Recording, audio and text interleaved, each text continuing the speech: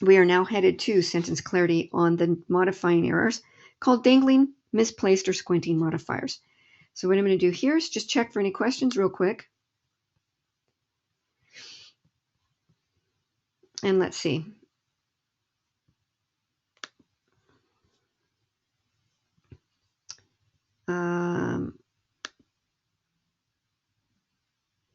Is it safe to say that if I see a vague pronoun in a sentence on a post-test, it is wrong? I would say yes, if that's what they're asking for, Manny. I'm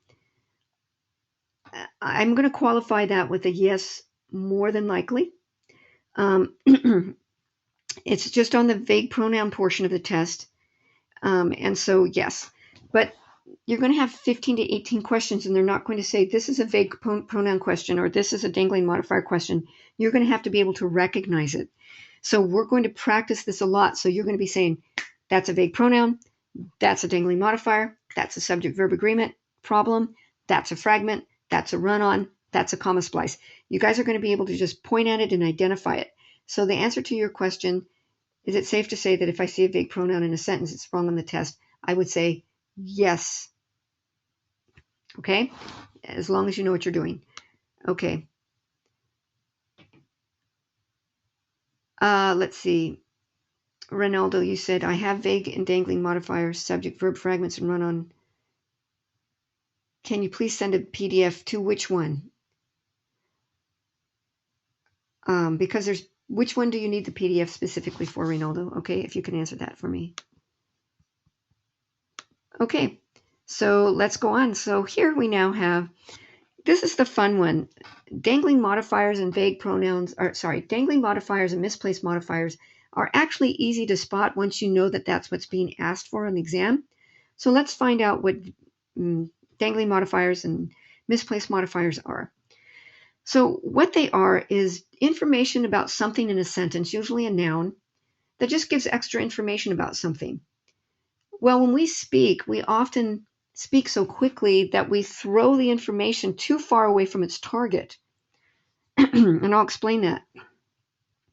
It's additional information that gets misplaced from its target, and then it attaches to the wrong target, and it makes the sentence sound funny or illogical, confusing, or impossible.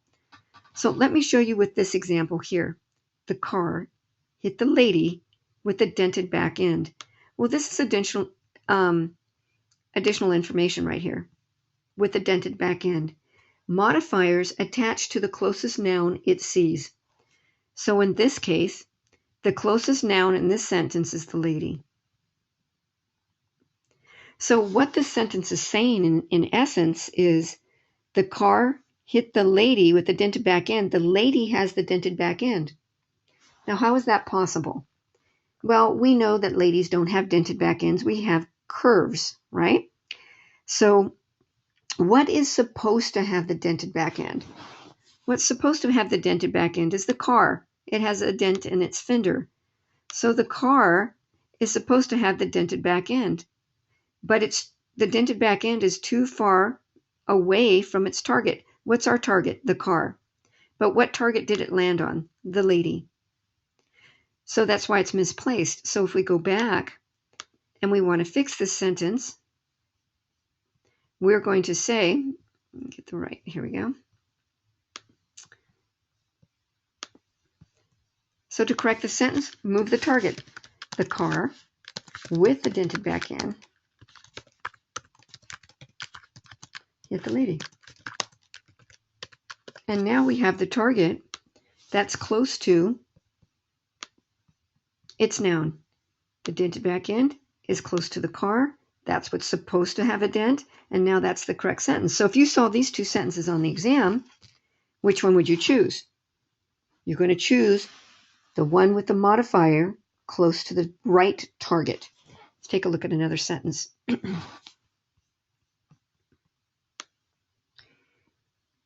Here we have a police officer and a bad guy. So the angry suspect was arrested by the officer swearing continuously. Well, the problem is, here's the extra information, swearing continuously. What is it right next to? The officer. So what it's making it sound like, it's that the police officer is cussing out the bad guy. And I know that can happen in real life, but the sentence says the angry suspect. So we're going to assume here that the angry suspect are usually the ones that are cussing out the officers. So what do? We just move swearing continuously and put it right next to who it's supposed to be by. Who's supposed to be swearing? The suspect. So just move modifying information close to its rightful target and you have solved the problem. The nice thing is Post is going to do it already for you. All you have to do is identify it. Okay? Let's do some more exercises together. Here I have the family could see the fireworks sitting on their lawn. Well, sitting on the lawn is the additional information.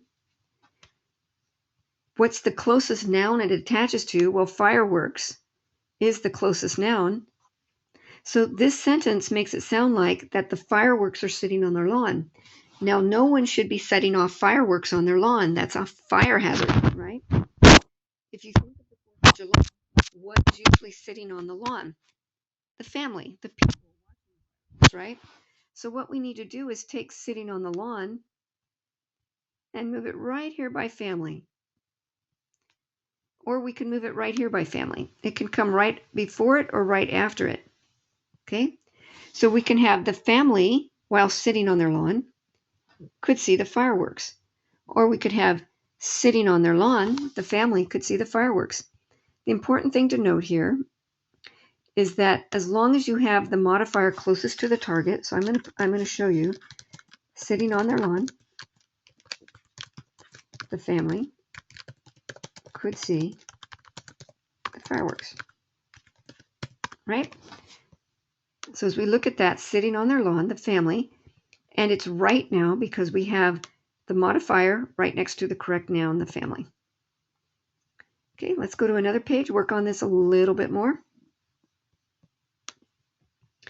Now here we're going to have a one-word modifier, and those are called squinting modifiers.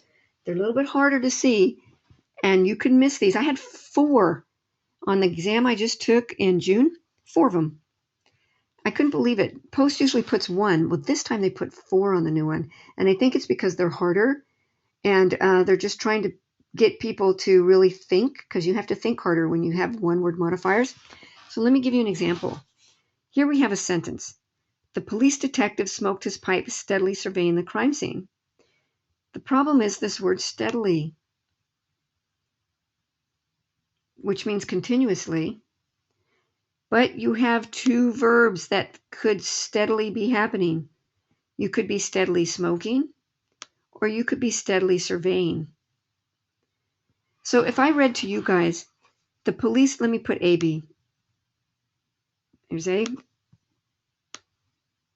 there's B. Okay?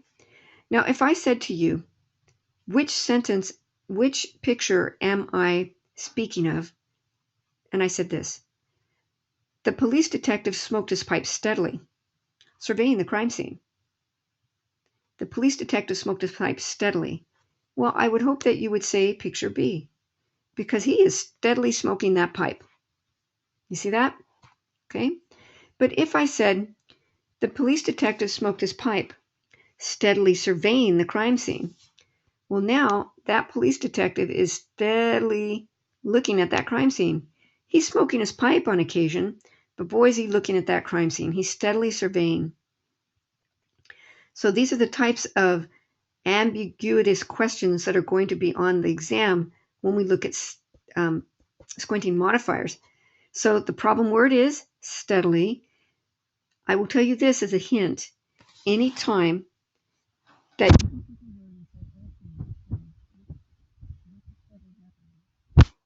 you can split arrows in both directions, it's wrong on the test. So I call it the sprinkler effect. If it goes off like a sprinkler, meaning going off in different directions, it's the wrong answer because it has more than one interpretation to the meaning. So everybody repeat after me from your home, wherever you're sitting. More than one interpretation bad. More than one interpretation bad. Okay? One interpretation good. So I'm just going to make this real simple as far as the way you should be interpreting things. Okay? Let's take a look at other examples. Tickets go on sale for the next game in the college bookstore. Well, in the college bookstore, it's telling us about location of something. All right, what's the nearest noun that in the college bookstore is sitting next to? It's sitting next to the game. Well, it's making it sound like that the game is in the college bookstore. Now, I don't know how many basketball or football or any other kind of game you've gone to in the college bookstore, right? It doesn't make sense. So what has happened here is that in the college bookstore got misplaced from its target, which is tickets. So we can actually move in the college bookstore next to here, or actually next to here. Okay, so a couple of different ways I could put this is in the college bookstore, tickets are on sale for the next game. Or I could say tickets are on sale in the college bookstore for the next game. Doesn't matter whether you move it here, right before tickets, or right after, but usually I'm going to say after sale. So here's our interpretations. Tickets are on sale in the college bookstore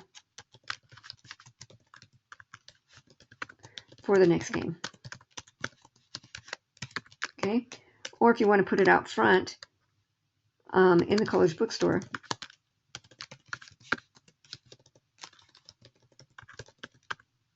tickets are on sale for the next game. Here we go. So that's what this looks like. You could have it either way. Okay, you could have this either way. There they are. All right. So on this next one, Bill was dating a woman who owned a Porsche named Sandra.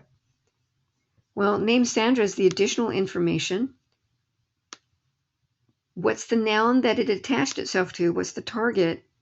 It attached itself to Porsche. Well, Porsche is a type of car, right? It's a brand name. So basically, we're saying that Bill was dating a woman who owned a Porsche, and that Porsche's name was Sandra. So he named his Porsche Sandra.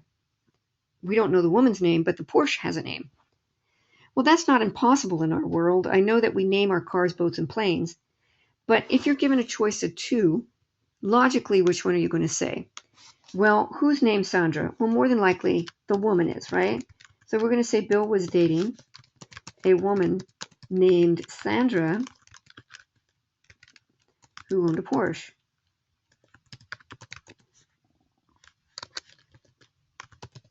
Okay, and that is the more logical,